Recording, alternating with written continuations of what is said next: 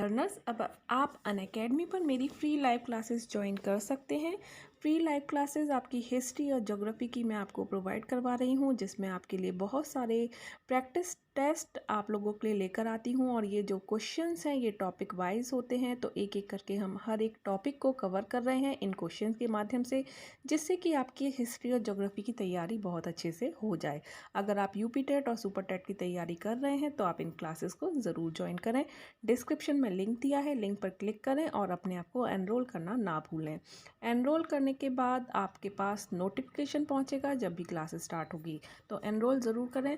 और Unacademy plus लेकर आया है the ultimate preparation of UP TET paper 1 and paper 2, तो इस कोर्स को आप ज़रूर ज्वाइन करें। अगर आप यूपी टेट की तैयारी कर रहे हैं, हर एक सब्जेक्ट की तैयारी आपको करवाई जाएगी, पेपर 1 हो या पेपर 2 हो, तो आप अपने सब्जेक्ट के अकॉर्डिंग, अपने पेपर के अकॉर्डिंग अपने एग्ज़ाम की तैयारी कर सकते हैं। और ये कोर्स 7 अप्रैल से चालू हो रहा है, तो पूरा सिलेबस आपका कवर करवाया जाएगा यूपी टेट का, और हर एक चीज़ पर यहाँ पर फोकस किया जाएगा। तो टॉप एजुकेटर्स हैं, ऑलरेडी यूपी टेट क्वालिफाइड हैं, तो आप इन कोर्स को ज़रूर ज्वाइन करें। और ऑल बैचेस 1 सब्सक्रिप्शन आपको अनअकैडमी देता है। आपको हर एक बैच के लिए अलग अलग से सब्सक्राइब नहीं करना होता, आपको एक ही सब्सक्रिप्शन में आप हर बैच का फ़ायदा उठा सकते हैं। अगर आप सब्सक्रिप्शन लेते हैं तो आपको अगर डिस्काउंट चाहिए तो आप रेफरल कोड में प्रतीक्षा टेट लिख कर 10% का डिस्काउंट पा सकते हैं। इसके अलावा जितनी भी मेरी फ्री लाइव क्लासेस हैं या अदर लाइव क्लासेस हैं जो फ्री हैं, या टेस्ट हैं, क्विजेज़ हैं, उनको भी अनलॉक कर सकते हैं इसी रेफरल कोड से, जिसमें आप प्रतीक्षा टेट लिखेंगे तो फ्री लाइव क्लास आप ज्वाइन कर पाएंगे बिल्कुल फ्री। टेट प्लस सब्सक्रिप्शन का चार्जेस आप देख सकते हैं, स्क्रीन पर लिखा हुआ है। तो अपने टाइम के अकॉर्डिंग, अपने एग्ज़ाम के प्रिपरेशन के अकॉर्डिंग आप ये सब्सक्रिप्शन ले सकते हैं। तो India's best educators for all subjects, all batches and 1 subscription. Thank you. Hello friends, welcome to online study bytes. मैं हूं प्रतीक्षा और हम प्राचीन भारतीय इतिहास को कंप्लीट कर रहे हैं इन इम्पॉर्टेंट नोट्स के साथ। और प्रैक्टिस सेशन के लिए आप अनअकैडमी पर मेरी फ्री लाइव क्लासेस ज्वाइन कर सकते हैं, जिसके बारे में मैंने आपको डिटेल में वीडियो के बीच में आपको बताया जाएगा। डिस्क्रिप्शन में आपको लिंक दिए गए हैं, तो आप उनको चेक करके फ्री लाइव क्लासेस ज्वाइन कर सकते हैं, जिसमें आपका जो डाउट है वो आपको क्लियर हो जाएंगे। तो चलिए, आज का जो हमारा टॉपिक है वो है संगम युग, जिसमें हम पढ़ेंगे कि संगम युग के इम्पॉर्टेंट फैक्ट्स। तो सुदूर दक्षिण के संगम युग की जानकारी का जो हमारा प्रमुख स्रोत होता है वो हमें किससे प्राप्त होता है, कई बार क्वेश्चन पूछा गया है। तो आंसर क्या होगा? संगम साहित्य। संगम साहित्य किससे संबंधित है? दक्षिण के राज्यों से।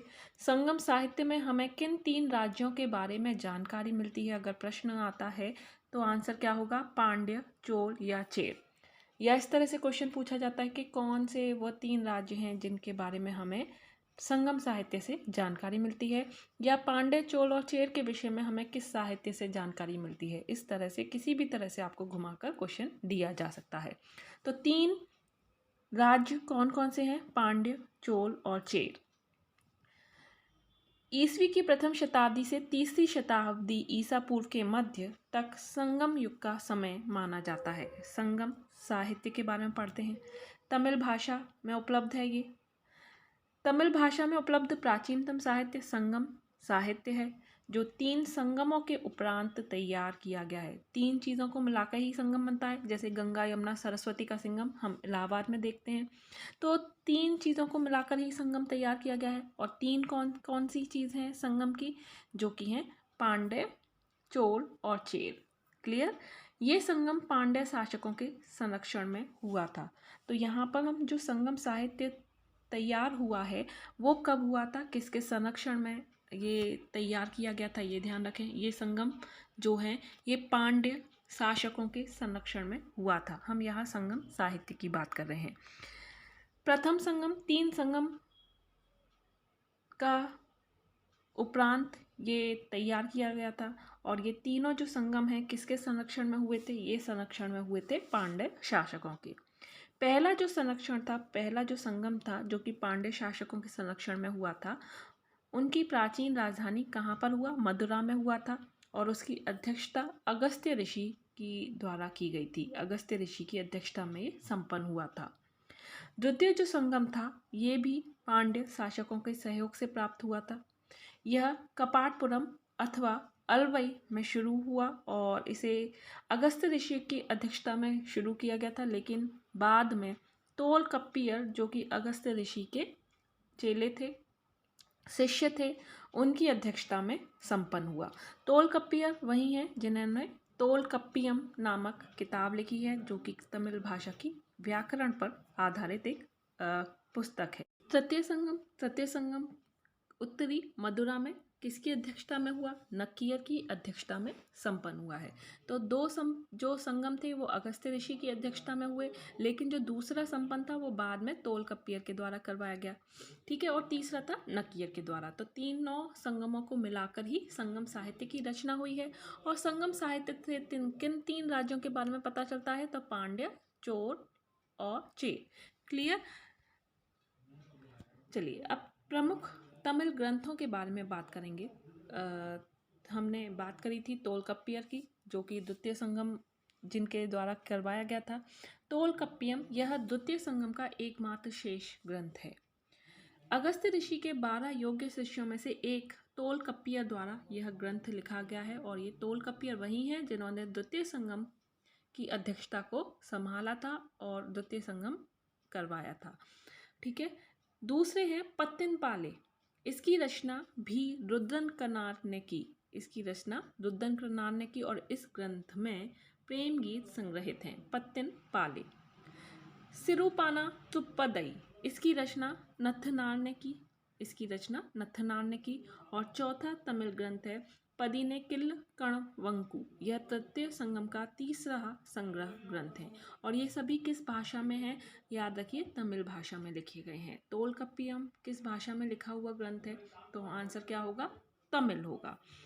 संगम युगीन राज्यों के बारे में बात करेंगे। 3 राज्यों की बात करी हमने, यहाँ पर हर चीज़ ध्यान रखिए। संगम 3 चीज़ों से मिलकर बना है, तो 3 राज्यों की बात हो रही है और 3 संगमों की ही बात होगी।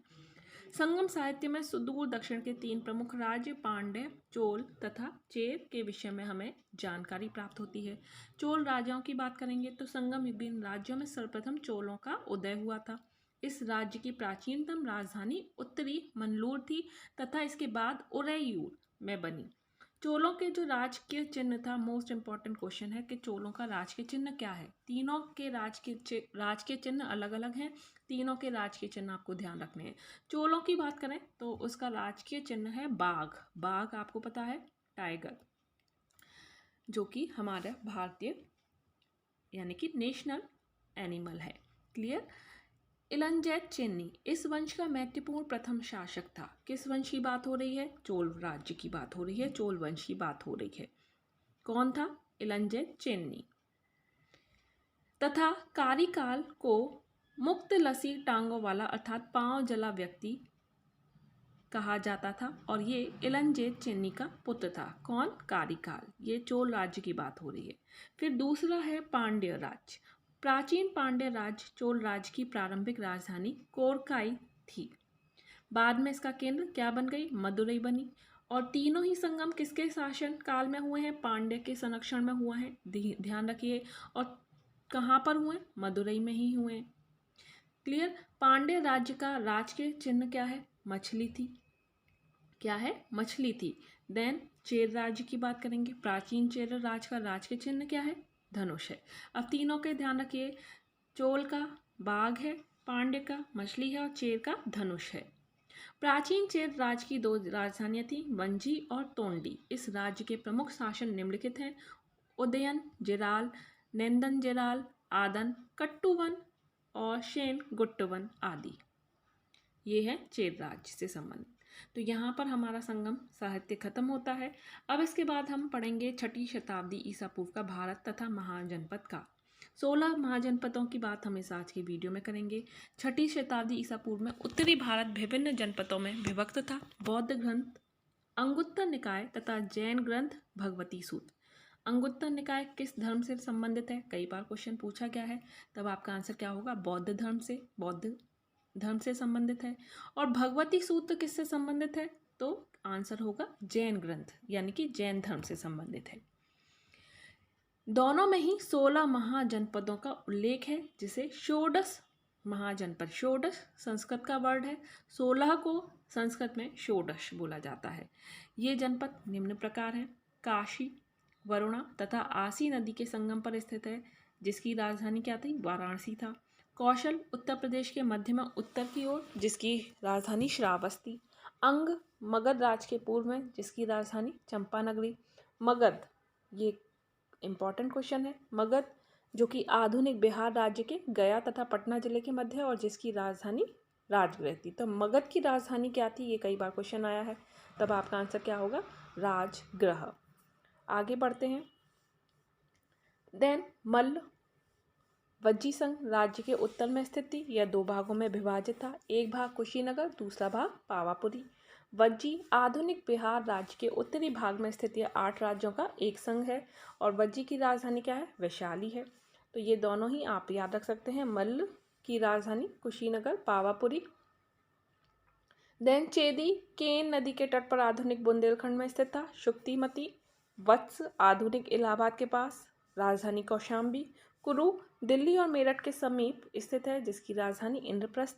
पांचाल गंगा यमुना के दोआब में आधुनिक रोहेलखंड में स्थित था। यह दो भागों में विभक्त था, उत्तरी पांचाल और दक्षिणी पांचाल, और इसकी राजधानी थी आयछत्र काम्पिल्य। अश्मक गोदावरी नदी के तट पर स्थित था, दक्षिण भारत का एकमात्र महाजनपद।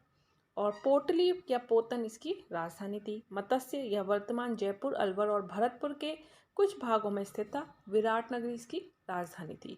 शूरसेन मत्स्य राज के दक्षिण में स्थित था, मथुरा इसकी राजधानी थी।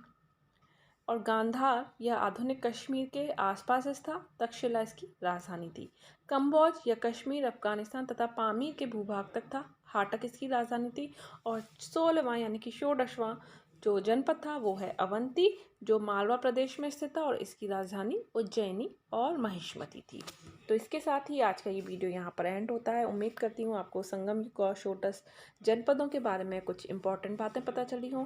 तो इसके लिए अभी के लिए इतना ही। Bye bye, take care and thanks for watching. और वीडियो को लाइक करना बिल्कुल भी ना भूलें। नए हैं तो सब्सक्राइब ज़रूर करें चैनल को और शेयर ज़रूर करें। Bye bye and thanks for watching once again.